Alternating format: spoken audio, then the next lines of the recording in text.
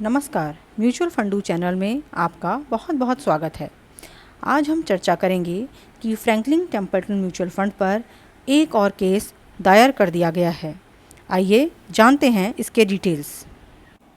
Petitioner Amrita Garg ने Delhi high court में Franklin Templeton के अगेंस्ट एक मुकदमा दायर किया है, जिसमें उन्होंने चैलेंज किया है फ्रैंकलिन टेम्पल्टन की पूरी वाइंडिंग अप प्रोसेस को और रिफंड ऑफ मनी की मांग करी है। अभी तक फ्रैंकलिन पर दायर किया गया ये थर्ड कोर्ट केस है। इस कंप्लेंट के रिगार्डिंग दिल्ली हाई कोर्ट ने नोटिस इशू किया है फ्रैंकलिन टेम्पल्टन के ट्रस्टीज़ को, एएमसी कंपनी को और मार्केट रेगुलेटर सेबी को। इस मुकदमे में उन्होंने फ्रैंकलिन टेम्पल्टन की यूएस बेस्ड पेरेंट कंपनी और गवर्नमेंट ऑफ इंडिया को भी पार्टी बनाया है। पेटिशनर ने अपनी कंप्लेंट में कहा है कि फ्रैंकलिन टेम्पल्टन जो कारण बता रहा है स्कीम्स को वाउंड अप करने के, जैसे कोरोना वायरस पेंडेमिक, और वो ये भी कह रहा है कि सारे ऑप्शन तलाशने के बाद उसको सिर्फ वाउंड अप करने का ऑप्शन ही बेस्ट लगा, क्योंकि उससे यूनिट होल्डर्स की वैल्यू जो है वो प्रिजर्व हो रही थी। वो कहता है ये बिल्कुल ही बेतुकी बात है, एक हॉग वॉश है और वो इन सब बातों को एक्सेप्ट नहीं कर सकते।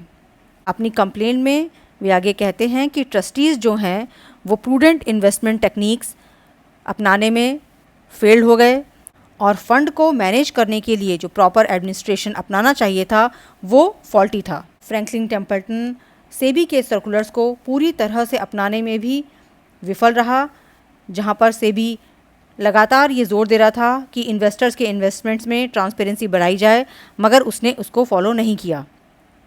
साथ ही फंड ने ऐसी सिक्योरिटीज़ में इन्वेस्ट किया जो कि लो क्रेडिट रेटिंग की थी और कभी भी डिफ़ॉल्ट कर सकती थी।